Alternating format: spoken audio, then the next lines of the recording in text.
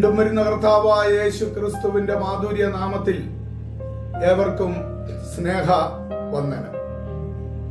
ആവർത്തന പുസ്തകം 20 ആദ്യ വാക്യം ഇപ്രകാരം വായിക്കുന്നു: നീ ശത്രുക്കളോട് യുദ്ധം ചെയ്യുവാൻ പുറപ്പെട്ടിട്ട് കുതിരകളെയും രഥങ്ങളെയും നിന്നിലും അധികം ജനത്തെയും കാണുമ്പോൾ പേടിക്കരുത്. മിസ്രയീം ദേശത്തു നിന്ന് നിന്നെ കൊണ്ടുവന്ന നിന്റെ ദൈവമായ യഹോവ നിന്നോട് കൂടെയുണ്ട്. ഇവിടെ ഇസ്രായേൽ ജനത്തെ നടത്തിക്കൊണ്ട് വരുമ്പോൾ അവരോട് അരുളി ചെയ്തതായ കാര്യമാണ് നമുക്ക് കാണുവാൻ കഴിയുന്നത്. അവർക്ക് എതിരെ അനേക യുദ്ധസന്നാഹങ്ങൾ, രഥങ്ങൾ, കുതിരകൾ, വലിയ ജനക്കൂട്ടം, ഇതെല്ലാം കാണുമ്പോൾ പേടിക്കരുത്.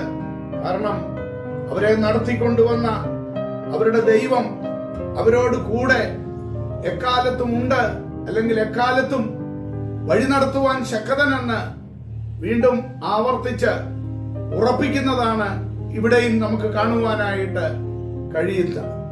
എന്നാൽ മനുഷ്യനിലുള്ള ആശ്രയവും മനുഷ്യനിൽ അല്ലെങ്കിൽ രഥങ്ങളിൽ, കുതിരകളിൽ ഒക്കെയുള്ളതായ ആശ്രയവും മറ്റും അശൂര്യര് അർപ്പിക്കുവാനായിട്ട് ഇടയായി.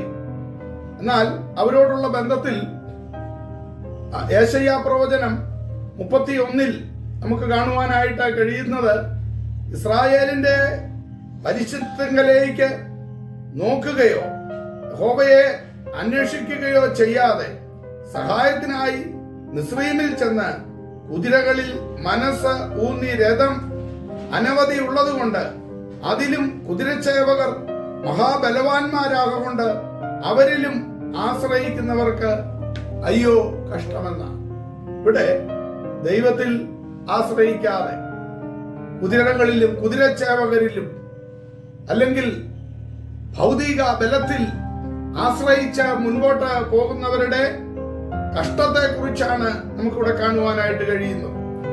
അത് നാം ഇവിടെ പഠിക്കുമ്പോൾ അശൂര്യരുടെ വീഴ്ചയ്ക്ക് കാരണമായി ഭവിച്ചത് കീഴ്പോട്ട് വായിക്കുമ്പോൾ മനസ്സിലാക്കുവാനായിട്ട് കഴിയും. അതേ പ്രിയമുള്ളവരെ, പലപ്പോഴും ജഡത്തിൽ ആശ്രയിച്ചുകൊണ്ട് മുൻപോട്ട് പോകുന്ന ജനത്തിന്റെ അവസ്ഥയാണല്ലോ ഇവിടെ കാണുവാൻ കഴിയുന്നത്. ഞങ്ങളുടെ പോരിന്റെ ആയുധങ്ങൾ ജഡീകങ്ങളല്ല, കോട്ടകളെ ഇടിപ്പാൻ പര്യാപ്തമായ ദൈവസന്നിധിയിൽ ശ്രേഷ്ഠമായ ആ വിശ്വാസത്തെ കുറിച്ച് മറ്റുമൊക്കെ പുതിയ നിയമത്തിൽ നമുക്ക് കാണുവാനായിട്ട് കഴിയുന്നുണ്ട്. അതേ പ്രിയമുള്ളവരെ, നാം ദൈവത്തിലാണ് നമ്മുടെ പൂർണ്ണാശ്രയം അർപ്പിക്കുന്നത് എങ്കിൽ ഈ ലോകത്തിലെ ഏത് സൈന്യവും നമുക്കെതിരെ മുൻപോട്ട് വന്നാലും, അല്ലെങ്കിൽ പൈശാചികൻ എത്ര ശക്തിയോടുകൂടെ അവന് അലറി വിളിച്ച് മുൻപോട്ട് കടന്നു വന്നാലും അതെല്ലാം തീയിൽ ചുട്ട ചണനൂല് പോലെ കരിഞ്ഞു പോകുക മാത്രമേ ചെയ്യത്തുള്ളൂ. ഗിദെയോന്റെയും മറ്റുമൊക്കെ ജീവിതത്തിൽ നമ്മൾ അത് എടുക്കുമ്പോൾ അവരുടെയൊക്കെ മുൻപിൽ കടന്നു വന്ന ഓരോ സൈന്യത്തെയും സർവശക്തനായ ദൈവം എങ്ങനെയാണ് തോൽപ്പിച്ചത് തുടങ്ങിയ കാര്യങ്ങളെല്ലാം നമുക്ക് മനസ്സിലാക്കുവാനായിട്ട് കഴിയും. പഴയ നിയമത്തിൽ അക്ഷരീക യുദ്ധമായിരുന്നുവെങ്കിൽ പുതിയ നിയമത്തിൽ നാം മനസ്സിലാക്കേണ്ടുന്നത് ഒരു ആത്മിക യുദ്ധം എപ്പോഴും നമ്മളോട് കൂടെയുണ്ട്. ശത്രു അവൻ ഒളിയമ്പുകൾ അയച്ച് നമ്മോട് പോരാടുന്നവനാണ്. ആ സന്ദർഭങ്ങളിലെല്ലാം നാം ജഡീക ആശ്രയം ആണ് എങ്കിൽ നിശ്ചയമായിട്ടും അവിടെയെല്ലാം പരാജയങ്ങൾ സംഭവിക്കും. എന്നാൽ ദൈവത്തിലാണ് നമ്മുടെ പൂർണ്ണാശ്രയമെങ്കിൽ ദിവസങ്ങളിൽ നമ്മൾ ചിന്തിക്കുന്നത് പോലെ ആ നല്ല ഇടയൻ ഏത് പ്രതികൂലത്തിലും, ഏത് പ്രതിസന്ധിയിലും, ഏത് കൂരിരുൾ താഴ്വരയിലും, ഏത് മരണനിഴലിന്റെ താഴ്വരയിലും നമ്മോട് കൂടെ ഇരുന്ന് നമ്മെ കരം പിടിച്ച് ധൈര്യസമേതം മുൻപോട്ട് നടത്തുവാൻ ശക്തനായവൻ തന്നെ. അതെ, ആ ദൈവാകരങ്ങളിൽ പരിപൂർണമായി ആശ്രയം അർപ്പിക്കാം. അവിടുന്ന് നമ്മെ വീണ്ടും അനുഗ്രഹിക്കട്ടെ. മനുഷ്യനിലാശ്രയമോ ഇനി വേണ്ട നിശ്ചയമായി, ദൈവത്തിലാശ്രയമോ അത് ഒന്നാണെനിക്ക് ഭയം. മനുഷ്യനിലാശ്രയമോ ഇനി വേണ്ട നിശ്ചയമായി, ദൈവത്തിലാശ്രയമോ അത് ഒന്നാണെനിക്ക് ഭയം.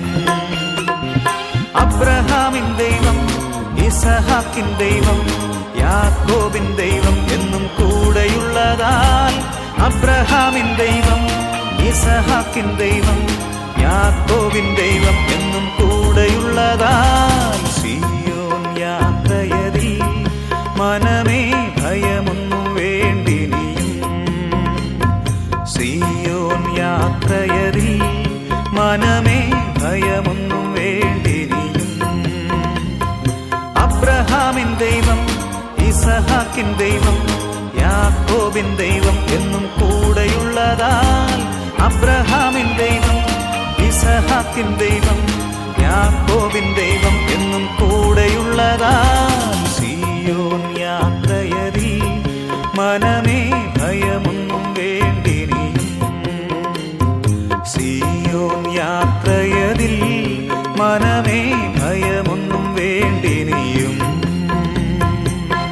സീയോൻ യാത്രയതിൽ മനമേ ഭയമൊന്നും വേണ്ടിനിയും സീയോൻ യാത്രയതിൽ മനമേ ഭയമൊന്നും വേണ്ടിനിയും അബ്രഹാമിൻ ദൈവം ഇസഹാക്കിൻ ദൈവം യാക്കോബിൻ ദൈവം എന്നും കൂടെയുള്ളതാൽ അബ്രഹാമിൻ ദൈവം ഇസഹാക്കിൻ ദൈവം യാക്കോബിൻ ദൈവം എന്നും കൂടെയുള്ളതാൽ സീയോൻ യാത്രയതിൽ മനമേ ഭയമൊന്നും വേണ്ടിനിയും സീയോൻ യാത്രയതിൽ മനമേ ഭയമൊന്നും വേണ്ടിനിയും